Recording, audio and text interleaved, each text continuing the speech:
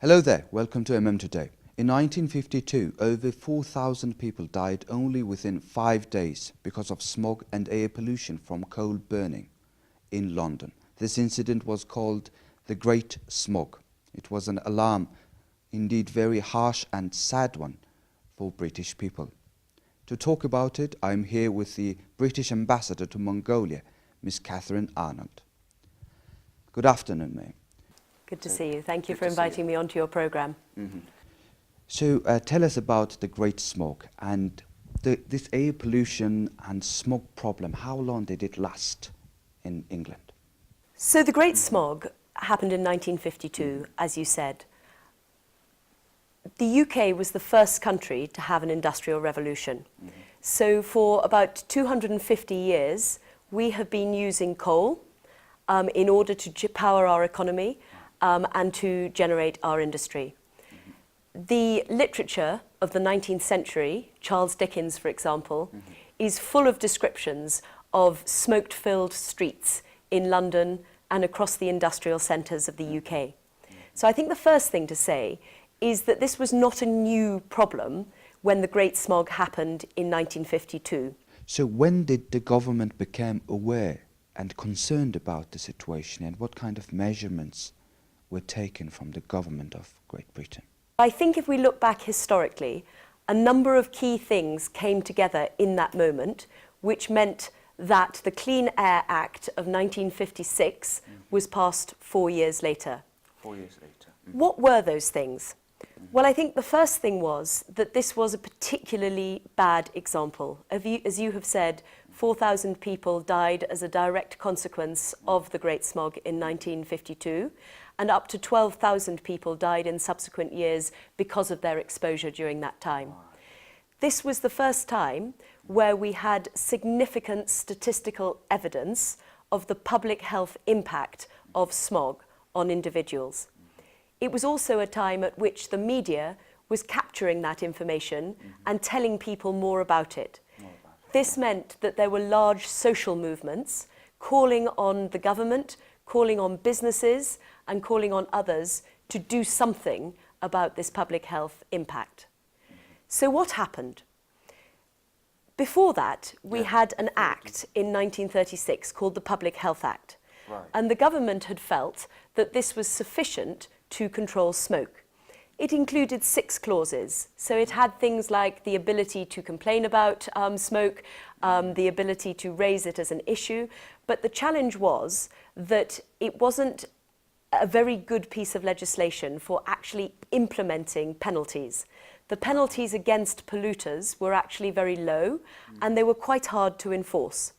So basically, and very simplistically, the public campaign around the Great Smog and the public health impact used the media, used public action and protest, and engaged the Parliament in the United Kingdom on this issue, demanding change. So why had change not happened before?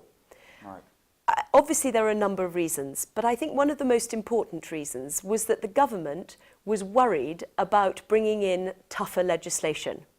In a democracy, it's important that the government brings people with them. And up until then, there had been very real fears about how harsher legislation would be received by the public.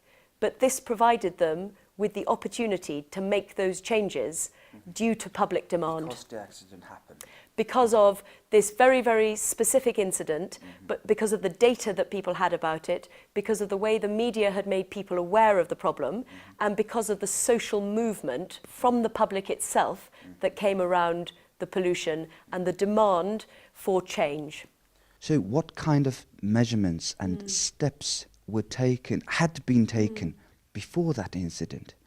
I mean, you said there was legislation, but it wasn't powerful, strong enough.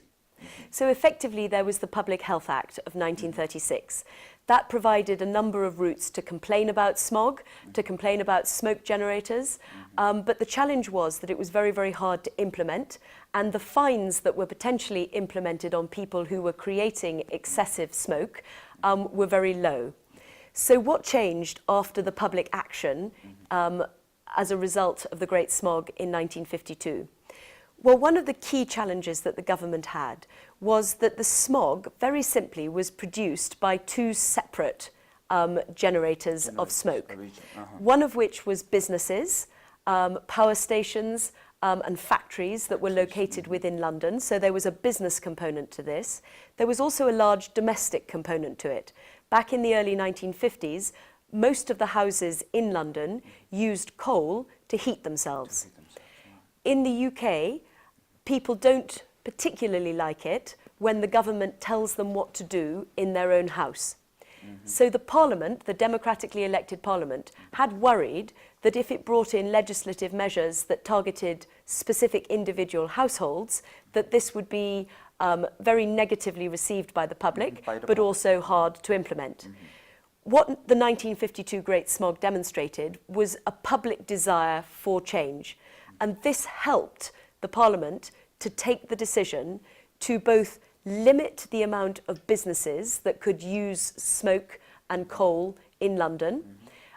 Specific acts that were taken were the height of chimneys. The height of chimneys had to increase so that the coal byproducts were higher up in the atmosphere. A number of businesses were moved out of London into other areas. And also there was action taken to have smoke control zones. So in those zones, there were no large coal-generating industries and businesses allowed, but also if you had a house in that area, you were not allowed to burn normal coal. So this also had a direct impact on domestic use. Right. People were allowed to use smoke-free coal, but this was much more expensive. And so also out of the 1956 Clean Air Act, which instead of 6 regulations, which the Public Health Act of 1936 had, it had over 40 regulations. It gave much more power to prosecute offenders. It empowered the government to force businesses to be cleaner, but it also empowered the police to respond to complaints about domestic coal use. There was a challenge though. Smoke-free coal and the move from coal to gas, for example, or electricity was very expensive.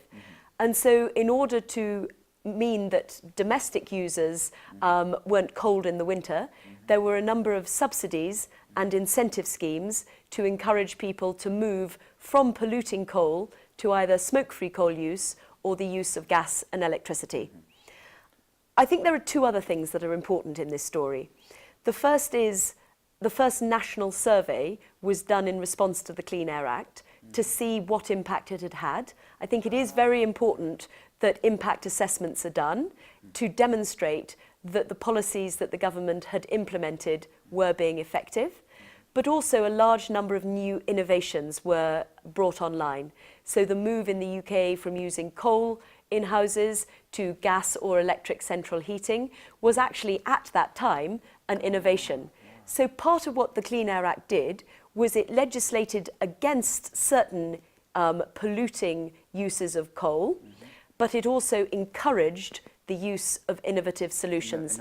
And I think those 2 things are key. It was about stopping the root of the problem, but also incentivizing the innovation. I think there is one other important point to make, that this didn't happen overnight. The Great Smog was in 1952. The Clean Air Act was in 1956, and we have actually had subsequent Clean Air Acts. Some people would argue that it took until the 1980s for the real problem to be solved in London that had started in the 1950s. So it's important for the media, for the public, for the government, for businesses to respond to this challenge, but it's a very, very complex challenge. In Mongolia, Mongolian government has turned the nighttime electricity tariff into 0. And were there any actions similar to this in England? We're nearly 70 years on from the Great Smog, so the solutions available now are going to be very different to the solutions available in 1950. So I think it's important to make that distinction. It's also important to recognise that while Ulaanbaatar and London suffer from some of the same weather problems that make smog more of a problem than in some places. We are very, very different climates. Yeah, climates are different. In Mongolia, it goes down to -35 in the winter, and the cold is a very, very real public health threat, as well as pollution.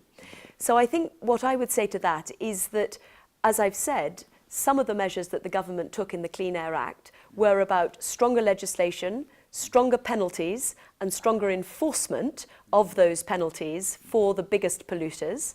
But they also did bring in a number of subsidies. In our case, the principal subsidies were smokeless fuel and subsidies to change from the use of coal to the use of gas or electricity to heat your house. So I do think it's important both to strengthen the legislation and enforcement, but obviously you have to provide businesses and people with alternative routes, and particularly where there is a real economic challenge for domestic households, provide the sort of incentive that you have described to move to a cleaner alternative. You've been here for last 3 years. You know what's happening, how people are making steps, trying to take actions. So from your personal perspective, what would you comment on this if you are to give us sincere and honest advice? I think it's a very, very good question. I mean, I've already said that pollution is a global challenge. It isn't just Ulaanbaatar that's affected by it. All major cities around the world have an increasing pollution problem. We have different types of pollution. The pollution here is principally coal-based, although there are also nitrogen oxides and sulfur oxides that are a threat, which makes it much more similar to the problem that we had in the UK in the 1950s to the problem that we have in the UK today. But everywhere there is a problem. So the first thing I would say is it's complex. It does take time. It takes a lot of expertise. And it's important that those businesses, the media, the public action groups, the government, all of the key players understand the options that are available to them. But I would just leave with one message, which is because it's a complex problem, action is required, but action does take time. So I think my principal message to Mongolia and Mongolians and those of us who live in Ulaanbaatar is to take the steps which we can personally take today. The biggest public health step that an individual can take to protect themselves against the health effects of pollution is to wear a pollution mask. I have noticed that not that many people in Ulaanbaatar wear pollution masks, although every year I have been here, more have.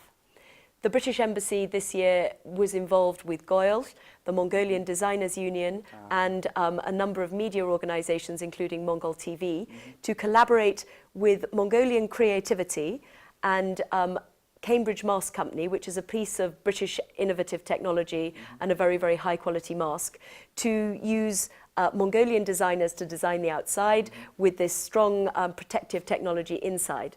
Now, the point of this wasn't about the players and the individuals involved. The point of this was to demonstrate that you can wear a pollution mask, you can protect yourself, and you can also look good. So I think my message to people would be go out, find yourself a well-fitting pollution mask. They come in all sorts of cost ranges, and take this step to protect yourself and your family, because you can all do that today while the bigger problem is solved over the next months and years. Well, thank you very much for your time and sincere advice. Let's wear a mask. That's the first step, right? Yes. So thanks again, and let's hope this smog and pollution problem will disappear in close future. It's a serious and global challenge, and I very much hope so too. My final message would be wear a mask. Wear a mask. Right. Thank you very much again. Thank you. And that's all for today. Thank you very much for being with us. You're watching MM Today. We will see you next time.